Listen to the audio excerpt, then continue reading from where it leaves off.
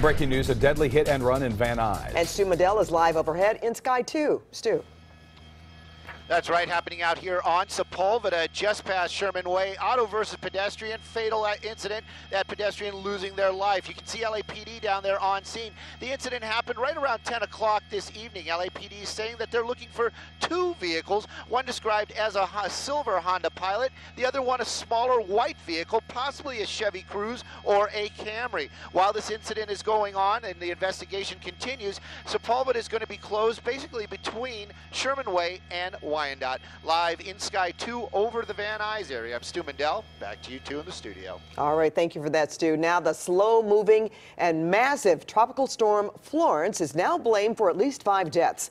More than 770,000 homes and businesses are without power, and the storm is expected to dump 18 trillion gallons of water across the East Coast. It has been a dramatic day of rescues in North Carolina as crews help people and their pets stranded in the flooding. In fact, floodwaters have reached 2 feet in some areas. And forecasts show that number could double over the weekend. CBS 2's Peter Doubt joins us now live with the very latest. Peter? Jeff and Pat, as Florence continues to turn inland tonight, its wrath is expected to be felt for days. Tonight, driving rain and strong winds continue to wreak havoc across the Carolinas. For more than 24 hours, Florence has been battering the coast. Reporters covering the monster storm describe it as a slow, violent grind.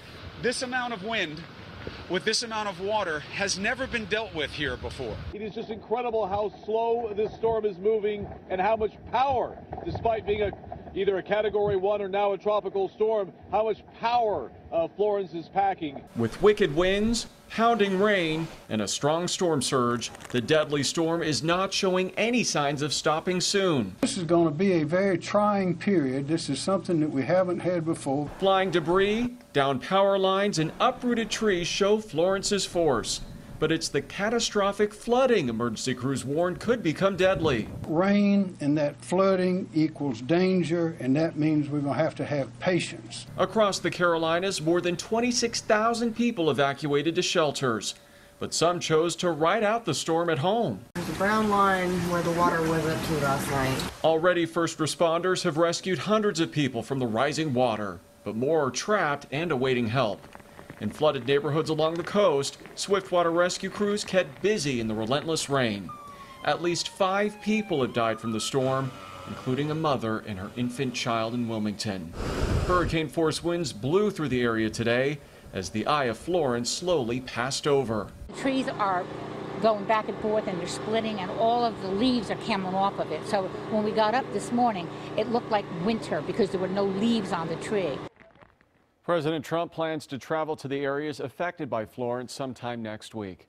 Our team coverage continues now with Garth Kemp to show us where the worst of Florence is right now. Garth. Yeah, Peter, well, it's slow moving over the last 30 hours. It's only really moved about 100 miles. You can see it slipping down right by the border of North and South Carolina right now, but still the most vigorous of the winds stay up towards the Wilmington area. There is what's left of the center of the circulation over Myrtle Beach. Thankfully, they didn't get pulled off in a second landfall just down to the south. That had prevented Myrtle Beach from getting a really strong wind field coming through the area, as well as storm surge. Now, the winds have not been catastrophic. The major problem with these Cat 1 winds is the duration. They just sit there and continue to hammer the area, and that's what's causing so much problem. The storm surge continues on. Many rivers are already flooding throughout the entire state of North Carolina, South Carolina as well. And you can see tornadic activity from Wilmington, Wrightsville Beach up through Jacksonville. They've experienced up to 40 inches of rain in some of these areas right now, and these vigorous rain patterns at barely moving 3 miles an hour, Jeff and Pat, have just taken a long time to dissipate, or they will take a long time. Pat and Jeff, remember, these things usually move through at around 16 miles an hour. This one's barely going, so it is just brutal out there. Garth, thank you. And stay with CBS 2 for continuing coverage of Florence. Just minutes away, we'll get a live report from Wilmington, North Carolina. Pat?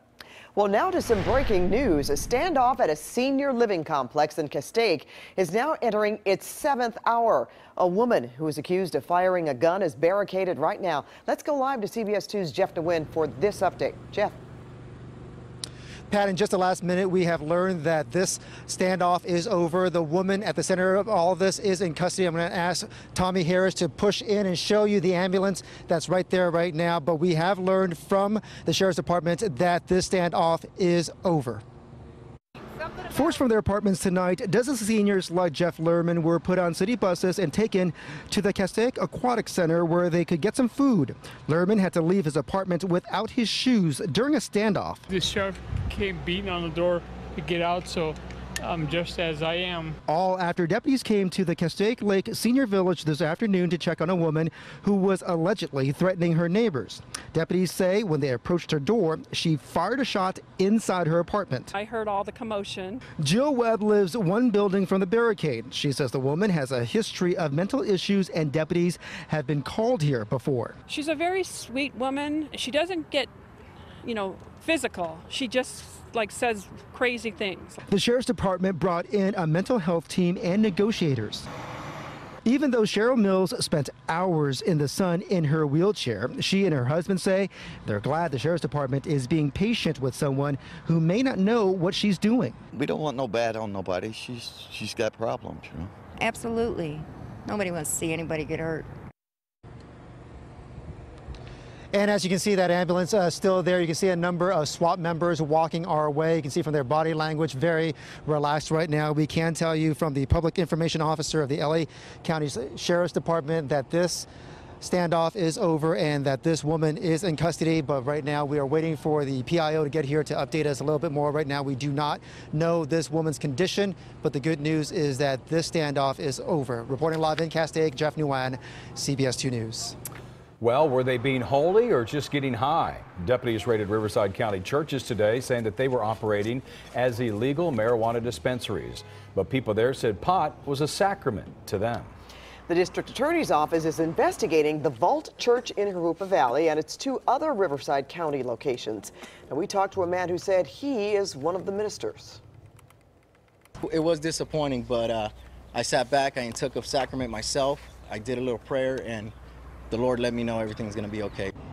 Investigators say they found an indoor grow operation at the site and seized large amounts of marijuana and cash. Now, President Trump is about to send a special message to the U.S. via text, we're told. On Thursday, he will communicate with every cell phone in America to test a new FEMA alert system. It is unprecedented. The text will use the same buzzing and ringing sound as an Amber Alert, we're told. It will have a heading Presidential Alert and will read, "This is a test of the National Wireless Emergency Alert System. No action is needed." Former Trump campaign manager Paul Manafort will be cooperating with the special counsel in the Russia investigation.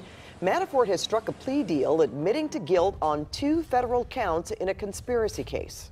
And he will provide unspecified documents and grand jury testimony in the collusion and meddling probe. The federal counts involved his Ukrainian political consulting work. Oh, this is the most touching story of the night for sure. Family and friends of a local couple have given them a beautiful gift during their battle with a very ugly disease. Yes, they are celebrating their anniversary from a hospital. But as CBS 2's Rachel Kim shows us, they have a great view from their window. She was diagnosed in December of 2017. It's now September 2018. This is about as fast as ALS can go. Jonathan Penner has seen the dramatic changes in his wife as she battles ALS. Stacy Title can no longer walk, talk, and she has a feeding tube. She just had a trach, and that's why we're here. She has a ventilator. She can't really breathe on her own. Stacy was just hospitalized at Barlow Respiratory Hospital in Echo Park. She and Jonathan also happen to be celebrating their 27th wedding anniversary today. My dream was to fill this room with flowers. But there was a problem. Can't have flowers because of the pollen, because of bugs, because of the smell. Because this is a respiratory hospital, Stacy couldn't have flowers inside her room. So it started with some outside her window, but then it grew into all of this. It's quite beyond anything I could have imagined. It's so moving and beautiful. Jonathan reached out to family and friends to help fill the courtyard, and they did. Even though Stacy can't have flowers in her room, she feels the love looking outside her window. Stacy is thrilled to see the outpouring of love. With Jonathan by her side, Stacy continues to fight. He says he'll always be there in sickness and in health. She's been an extraordinary mother and wife and partner, and it makes me feel very happy that I can give this to my wife and share this with my kids. Reporting from Echo Park, Rachel Kim, CBS 2 News. That A lot of love in that room. Story, no question. Yes. That view is just amazing, and it says love all the way around. Absolutely. Our hearts go out to that couple. More of us should be like that. Absolutely. Well, let us take a live look now at Wilmington, North Carolina. We'll have an update on Florence just ahead. Yep, we will. We'll talk about the rain going there, plus what our weekend weather looks like, all coming up. Plus, how did a crime... Some people here in the valley are calling this dog park a dud after they won thousands of dollars in prize money to make it a dream park. And they're blaming city officials. And how did a crime scene end up a fun display at the LA County Fair? And take a look at the guest tonight on The Late Show with Stephen Colbert.